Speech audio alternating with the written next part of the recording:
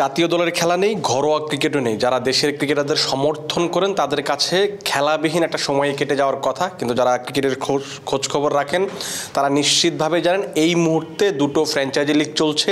একটা হচ্ছে লঙ্কা premier league এবং আরেকটা হচ্ছে মেজর লিগ ক্রিকেট। এই দুটো টুর্নামেন্টে বাংলাদেশের 5 জন ক্রিকেটার খেলছেন এবং 6 জুলাই এই দিনটাতে বাংলাদেশে এই দুটো লিগে বাংলাদেশের মোট 5 জন ক্রিকেটার মাঠে নামবেন। এরকম একটা দিনের জন্য বাংলাদেশের সমর্থকরা নিশ্চিতভাবেই অনেক দিন ধরে অপেক্ষা করছিলেন, কারণ যখনই ফ্র্যাঞ্চাইজি লিগের কথা হয়, ফ্র্যাঞ্চাইজি ক্রিকেটের কথা হয়, তখনই বলা হয় যে বাংলাদেশের ক্রিকেটারদের সুযোগ দেওয়া হয় না, সুযোগ পায় না। কবে নাগাদ আফগানিস্তানের ক্রিকেটারদের মতো আমাদের দেশের ক্রিকেটাররা সুযোগ পাবেন, এই আক্ষেপটা সবসময়ই করা হয়। কিন্তু এই টি-20 বিশ্বকাপ পরে সেই আক্ষেপটা অনেকটাই ঘুচে গেছে।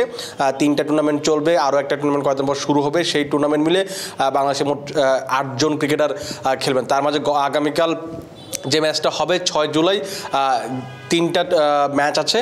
3টা ম্যাচে মোট বাংলাদেশের 6 জন ক্রিকেটার খেলবেন। শুরুটা করতে যাই সকাল 6:30টায়, বাংলাদেশ সময় সকাল 6:30টায় সাকিব আল হাসান মাঠে নামছেন লস অ্যাঞ্জেলস নাইট রাইডার্সের হয়ে।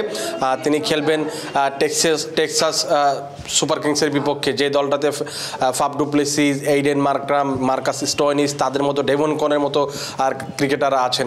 সেই দলের বিপক্ষে সাকিবের দলের খেলা আছে। সাকিব কলকাতার সাথে বেশ পরিচিত, বেশ চেনা জানা। সেই দলটার হয়ে 2012 সালে, 2014 সালে তিনি ট্রফি জিতেছেন। এরপরও আরও বেশ কয়েকটা মৌসুম তিনি খেলেছেন। যেহেতু সাকিব কদিন আগে যখন তিনি মেজর লিগ ক্রিকেট খেলতে যাচ্ছিলেন, তখন তিনি বলে গেছিলেন যে নাইট রাইডার্স পরিবারটা তার জন্য একেবারে ঘরের মতো, নিজের দ্বিতীয় ঘর হিসেবেও তিনি আখ্যা দিয়ে গেছেন। সেই দলটাতে তিনি এবার মেজর লিগ ক্রিকেটটা খেলবেন।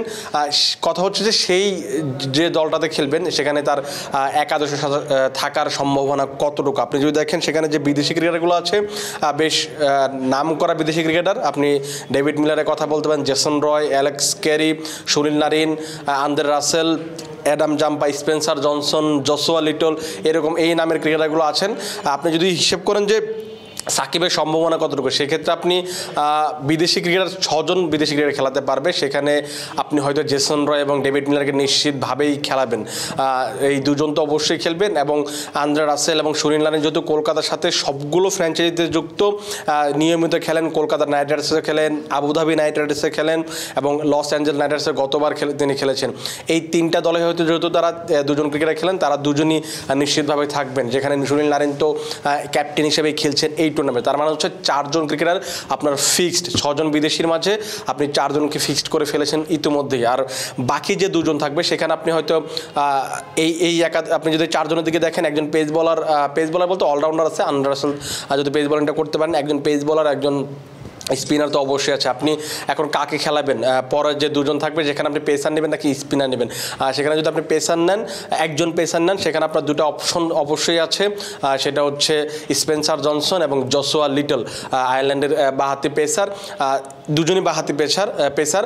তাদের 2 জনের একজন হয়তো খেলতে পারেন। সেখানে স্পেন্সার জনসনকে হয়তো প্রেফার করা হতে পারে, যেহেতু হাইটটা ভালো। তিনি টি-20 ক্রিকেটেও নিয়মিত খেলছেন, IPL-এ খেলেছেন, বেশ কয়েকটা টুর্নামেন্টে তিনি খেলে ভালো করেছেন। সেক্ষেত্রে তার থাকার সুযোগটা অনেক বেশি। আপনি যদি স্পিনার হিসাব করেন, সেখানে আপনি কাকে খেলাবেন? অ্যাডাম জাম্পার মতো স্পিনার আছে, সাকিব আল হাসানের মতো স্পিনার আছে। সাকিবের যদি এই বিশ্বকাপের পারফরমেন্স দেখেন, পুরো বিশ্বকাপ জুড়ে তিনি কিন্তু বোলিংয়ে ভালো করতে পারেন, ব্যাটিংয়ে একটা ইনিংস তিনি ভালো করেছিলেন। বিশ্বকাপে তার বোলিংটা ভালো নেই। এদিকে উল্টো চিত্র হচ্ছে অ্যাডাম জাম্পার ক্ষেত্রে। অস্ট্রেলিয়ার যতদূর পর্যন্ত তারা সুপার 8 পর্যন্ত গিয়েছিল, সুপার 8 আগ পর্যন্ত যে কটা ম্যাচ তারা খেলেছে, প্রত্যেকটা ম্যাচেই খুব ভাইটাল রোল প্লে করেছে। ইংল্যান্ডের বিপক্ষে যদি আপনি দেখেন, সেই ম্যাচটাতে জস বাটলার এবং ফিল সল্টকে তিনি আউট করেছিলেন। তাছাড়া যে বেশ কয়েকটা ম্যাচ ছিল, সবগুলো ম্যাচে তিনি তার পারফরমেন্সটা করেছেন। সেই পারফরমেন্সের কারণে সাকিবের চেয়ে একটু এগিয়ে থাকতে পারে এখন। এবং যদি ব্যাপারটা এরকম হয় যে না, উইকেটটা একটু স্লো হয়ে গেল, সেক্ষেত্রে তারা একজন পেসার কমিয়ে স্পিনার খেলাতে পারে, সেক্ষেত্রে হয়তো সাকিবের সুযোগটাও থাকবে। কথা হচ্ছে যে যদি স্পেন্সার জনসন কিংবা জসুয়া লিটলের একজনকে বাদ দিয়ে দেওয়া হয়, মানে এই 2 জনকে যদি না রাখা হয়, সেক্ষেত্রে তাদের পেস বোলিং লাইন আপটা কেমন হবে? সেখানে হয়তো আন্দ্রে রাসেল তো খেলবেনই, সেই সঙ্গে আপনি হয়তো দেশি যে পেসাররা থাকবে, সেখানে আলী খানের কথা বলতে পারেন আপনি, ভন শেলভিক, এরকম একজন তিনি আছেন, অলরাউন্ডার হিসেবে খেলবেন। কিন্তু টি-20 ক্রিকেট খেলতে গেলে আপনাকে তারকা মানে নাম, জনপ্রিয়তার একটা ব্যাপার থাকে, বা আপনি নিয়মিত খেলেন সেই একটা ব্যাপার থাকে। আপনি রাসেল আলী খান এবং শেলভিকের উপরে ভরসা করে একটা পেস ইউনিট সাজাতে পারবেন না, সেক্ষেত্রে এটা একটু কঠিন হয়ে যাবে। এই জন্য হয়তো স্পেন্সার জনসনকেই খেলানোর সম্ভাবনা বেশি, এবং স্পেন্সার জনসন যদি খেলে আপনার একাদশ আপনি একজন লেগ স্পিনারই প্রেফার করবেন সব বেশিরভাগ ক্ষেত্রে। তারপরেও একাদশ বিবেচনা করবে আসলে প্রতিপক্ষ কেমন খেলে, প্রতিপক্ষের শক্তিমত্তা দুর্বলতা, সেগুলো বিবেচনা করে হয়তো একাদশ সাজানো হবে। সেক্ষেত্রে সাকিবের সুযোগটা কম, কিন্তু একেবারে উড়িয়ে দেওয়া যাচ্ছে না যে সাকিব নিজেদের প্রথম ম্যাচেই তিনি খেলতে নামতে পারেন। এই তো গেল সাকিবের কথা। বাংলাদেশে আরও 4 জন ক্রিকেটার আগামীকাল খেলতে নামবেন, মানে 6 জুলাই খেলতে নামবে, যেখানে বিকেল 4টা নাগাদ ক্যান্ডি ফ্যালকনস এবং কলম্বো স্ট্রাইকার্সের খেলা আছে। কদিন আগে ক্যান্ডি ফ্যালকনসের হয়ে খেলার জন্য শরীফুল ইসলাম গিয়েছেন, এবং কলম্বো স্ট্রাইকার্সের হয়ে খেলার জন্য তো একদম শুরুর দিকে গেছেন তাসকিন আহমেদ। কলম্বো স্ট্রাইকার্স 2টো ম্যাচ খেলে ফেলেছে, এখন পর্যন্ত তাসকিন একাদশের সুযোগ পাননি, কারণ তাদের যে দেশি পেস বোলিং লাইন আপটা সেখানে তাসকিনকে খুব বেশি প্রয়োজন নেই। দেশি পেসার মানে পেস বোলিংয়ে তাসকিনের চেয়ে তাদের ব্যাটিংয়ে বিদেশি ব্যাটিংটাই বেশি প্রয়োজন ছিল, সেখানে এখন পর্যন্ত খেলার সুযোগ পান না। এখন কথা হচ্ছে ক্যান্ডি ফ্যালকনসের নতুন করে পাকিস্তানের মোহাম্মদ আলীর জায়গায় শরীফুল ইসলামকে নেওয়া হয়েছে, কিন্তু কথা হচ্ছে যে শরীফুল ইসলামকে সুযোগ পাবেন।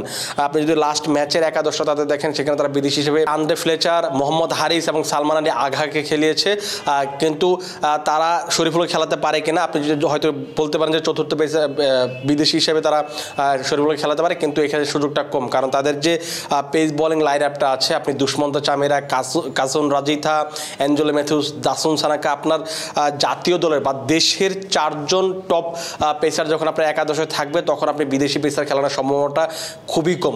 একেবারে যদি খুব বিপদে না পড়ে, যদি কারো ইনজুরিতে না পড়ে, সেক্ষেত্রে শরীফুলেরও কিন্তু তাসকিনের মধ্যে পরিস্থিতি হবে, একাদশে থাকার সম্ভাবনা খুবই কম। বিকেলের যে ম্যাচটা হবে, বিকাল 4টায় যেটা শুরু হবে, সেই ম্যাচ আপনি হয়তো বাংলাদেশের কাউকে দেখবেন না, সেটার সম্ভাবনাই সবচেয়ে বেশি। এখন রাতের যে ম্যাচটা আছে, সেখানেও কিন্তু বাংলাদেশের 2 জন ক্রিকেটার খেলার সম্ভাবনা আছে, ডাম্বুলা সিক্সার্স এবং জাফনা কিংসের মাঝে ম্যাচ, এবং ওই ম্যাচে হৃদয় এবং মুস্তাফিজুর রহমান 2 জনকে হয়তো আপনি দেখবেন। এখন পর্যন্ত 2টো ম্যাচ খেলেছে, 2টোই হেরেছে।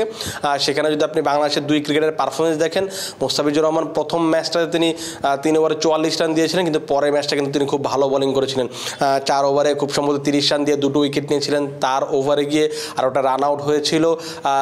191 রান যখন চেজ হয়ে যায়, সেখানে যখন আপনি 4 ওভারে মাত্র 30 রান দিবেন, 2টো উইকেট নেবেন, সেই বোলিং ফিগারটা কিন্তু খুবই ভালো। সেই ম্যাচে তিনি যেভাবে বোলিং করেছেন, সেই অনুযায়ী তিনি একাদশে থাকবেন, এটা খুবই নিশ্চিতভাবে বলা যায়। আর হৃদয়ের কথা যদি বলি, হৃদয় আগের প্রথম ম্যাচে তিনি খেলেছিলেন, মাত্র 1 রান করেছিলেন 2 বলে, পরের ম্যাচে তিনি ব্যাটিংয়ের সুযোগ পাননি, সেক্ষেত্রে নিজেকে প্রমাণের আরও একটা সুযোগ হয়তো তিনি পেতে পারেন।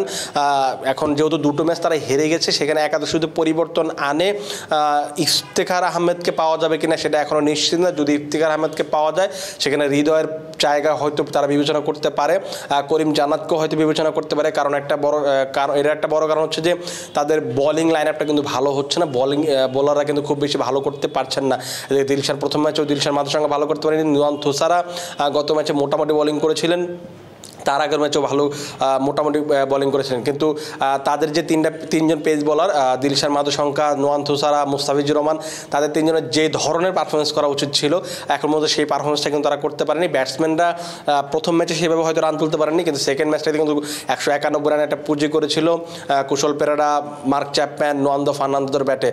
তারপরে কিন্তু তারা ম্যাচটা জিতে, তিনি বোলাররা কিন্তু ম্যাচটা জিতেতে পারেনি, সেক্ষেত্রে বোলিং একটা কনসার্ন থাকতে পারে।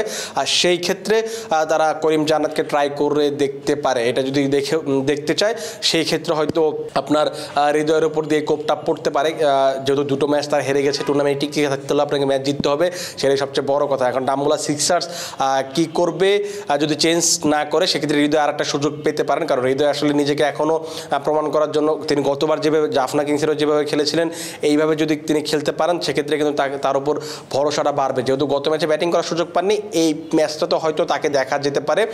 সেক্ষেত্রে আমরা ডাম্বুলার একাদশে বাংলাদেশের 2 জনকেই দেখব। যেটা বলছিলাম যে সব মিলিয়ে বাংলাদেশের 5 জন ক্রিকেটার আগামীকাল মাঠে নামার সম্ভাবনা আছে। এরকম যদি 5 জনকে আমরা মাঠে দেখতে পারি, এটা নিশ্চিতভাবে আমরা যেমন খুশি হব, দর্শক আপনারা হয়তো খুশি হবেন। আপনারা দর্শক কমেন্ট বক্সে জানাতে পারেন যে কার কার একাদশে থাকার সম্ভাবনা আছে, কে কেমন করতে পারে, সেটা কিন্তু কমেন্ট বক্সে আপনারা জানাতে পারেন। আপাতত বিদায় নিচ্ছি। আগামী যখন ম্যাচটা হবে, ম্যাচের পর আমরা চেষ্টা করব, যদি সুযোগ হয় আমরা কথা বলার চেষ্টা করব, আপনাদেরকে সবশেষ খবরগুলো দেওয়ার চেষ্টা করব। সে পর্যন্ত আপনারা ভালো থাকুন, সুস্থ থাকুন এবং ক্রিক ফ্রেঞ্জির সাথেই থাকুন।